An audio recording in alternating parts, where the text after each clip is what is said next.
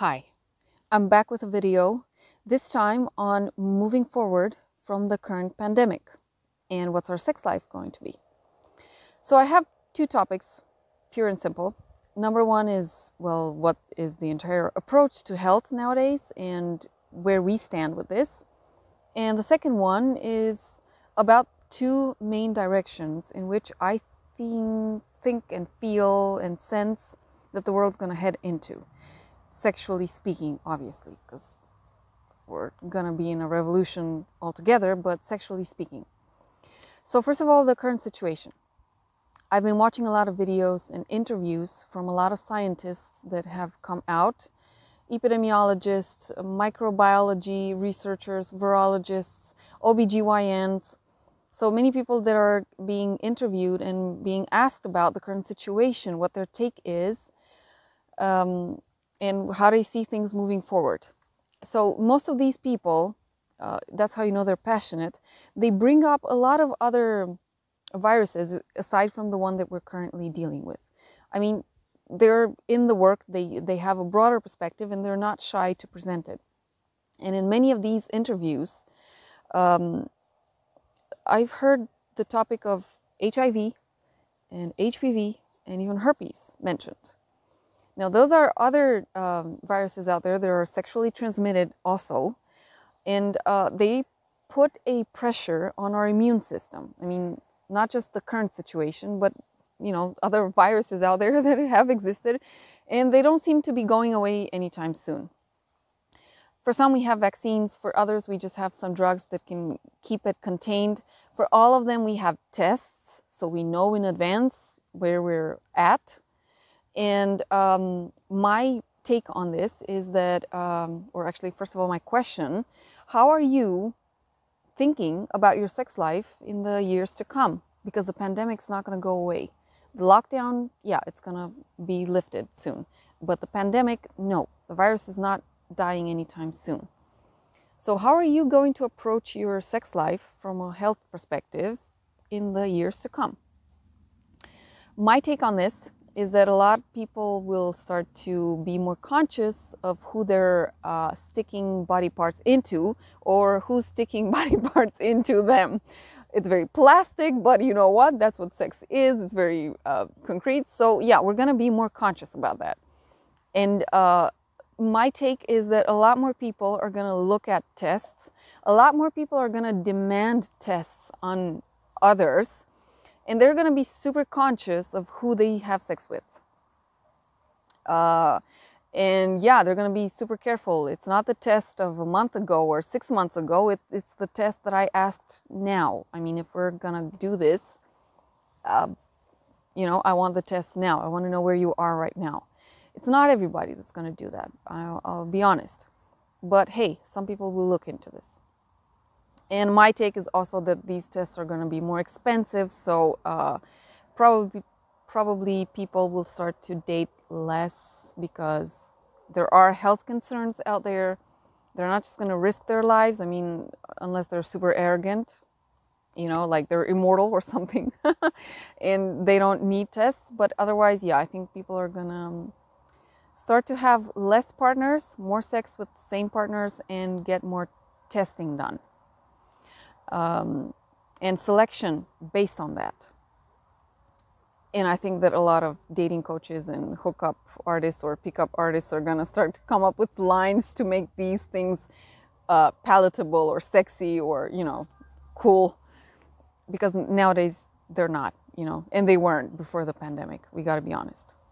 And the second thing that I look at right now is that people are going to start to let's say close the circle. So there are viruses out there still, and our immune systems are going to be under a lot of pressure, and I think worry and fear and concern are still going to be spread out there through the media, because it's been going on for a long time now, and that does put a strain on our immune system. I mean, any type of stress, worry, concern, you know, systematic, it takes a toll on your organism. And yeah, the immune system is going to be affected. So I think people will tend to close the circle when it comes to sexuality.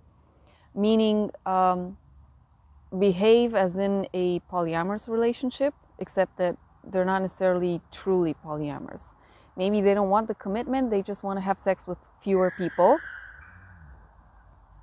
Wow. And they want those fewer people to be tested and to know one another.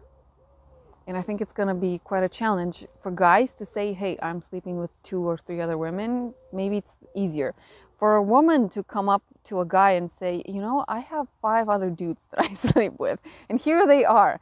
I'm not sure how many guys are going to digest that. Like, I have to be honest. But I think it's going to be part of our reality. And I think a lot of the people that are nowadays dating or into dating, hooking up, into sexual development, they're going to approach this either from a client's perspective. They're going to come with a question, hey, how do I go about this? Or from a facilitator's or practitioner's perspective, how do I get my clients to look at these? It's a fact. I mean, you're going to see a lot of vlogs out there probably done on this subject in the future. So it's going to be our life post lockdown, not post pandemic, just post lockdown. So I'm curious, what's your take on this? How do you approach testing with your partners, and how do you select your partners?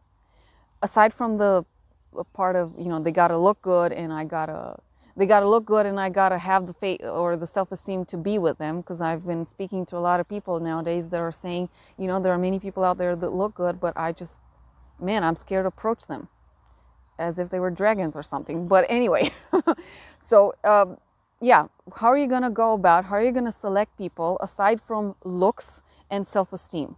Are you gonna have health be a selection factor for you? This is my question. And I also have a little anecdote, which I got an okay for. This was 5 years ago. It's from my personal life. I'm disclosing something funny. I hooked up with somebody, and it's a hookup because I had only spoken to him on the phone. I had never seen his face. I didn't know what he was about. And the first time that I saw him was when I delivered some papers to this guy. And I thought, wow, he's actually sexy. He's hot. He was in a very feminine way, but he was hot. So yeah, it didn't take long. Like, it really did not take long for us to hook up. And I remember I asked the guy to have tests done. He raised his brow and said, okay, sure, yeah, that's not common. I said, yeah, I know, it's not common, but still, I wanted to do that. So we both went and got tests done. And I remember I got the results, like, I waited for a week, and I needed to wait for another week to have them interpreted by my OBGYN. But, you know, I looked at them and it was like HIV negative, HPV negative, herpes negative, and I was like, okay, I'm cool. Candida negative, whatever it was. I don't remember how it was written at the time in the document. The idea is that it was all clear from my perspective. So I was like, you know, I think I'm good. Anyway, I'm going to go next week to have them interpreted and have some suggestions or whatever, because I usually do that. But, you know, we're good to go. So we had sex. And then the day comes when I go to my OBGYN with the appointment and with the results. And she's like, yeah, it looks like you're almost all clear. And I said, what do you mean almost? She said, well, you know, you look at on the bottom here, there's this bacteria. And I said, uh-huh. So it's slightly high. And I was like, what does that mean? She said, it's not that bad. It's treatable, 10 days treatment. Are you seeing somebody? I said, yeah, a few days ago. Well, chances are he got it too. And I said, even if we used condoms? She said, chances are he got it too. Might want to check in on him. I was so ashamed. I was like, man, the entire day I was like, how am I going to say to this guy? Anyway, when we both got off work, I called him up and I let him know, hey, turns out I have something. Me, the one that came up with the idea to get tested. And I told him what it was. I told him what the treatment was for me. And I told him the treatment that, because I had asked for a treatment for him as well. And I also had gone and bought it. I'm like, the second thing I got out of the clinic, go to the drugstore, bought the treatment for me, bought the treatment for him. And yeah, when he heard it, he was like, man, I cannot believe this. I said, I'm sorry. Anyway, for 10 days, he was not allowed to have sex. That was kind of an effort for him. He pointed out that's kind of a long time to not have sex. I said, I'm sorry. I'm really sorry. It's not that I did it on purpose. It's you're not going to die out of the thing that you potentially got from me, but it's best to be safe. And if you want to date other people, it's not cool to take one stupid bacteria from one person and take it to somebody else. Come on. So he took the treatment. He got better. Anyway, and we didn't last after that. It just wasn't working out. But he dated other women, and he made a promise, which he shared with me. You know, after this, I'm going to ask any other woman that I'm going to hook up with for tests. So I checked in with him the other day because I wanted his okay before I shared this. And he said, yes, I kept asking for tests. And you do not want to know how many eyebrows were lifted, how many eyeballs were turning into onion size. But I got tested, and I asked for people to get tested. I also do that, so I don't hook up with people nowadays, but whenever I meet somebody, I ask for them to get tested, and I also get tested. I mean, you know. And I know that for me, if somebody's like not okay or somebody's delaying this, deal breaker. Like, I'm not going to stick around to wait for somebody to, you know, wait for their health results to come in. And I would not feel safe to have sex with somebody who was so reluctant to getting tested. So wrapping up this personal anecdote and personal disclosure, I'm really curious. How are you nowadays with your health, with getting tested? What were you doing in the past, and what are you going to do now, especially for people who are in the hookup? Because I know that people who hook up, they hook up with 2 or 3 people a week. They don't get tested 2 or 3 times a week. Like, I know that's a fact. That's a reality. So my question goes, first of all, to you guys.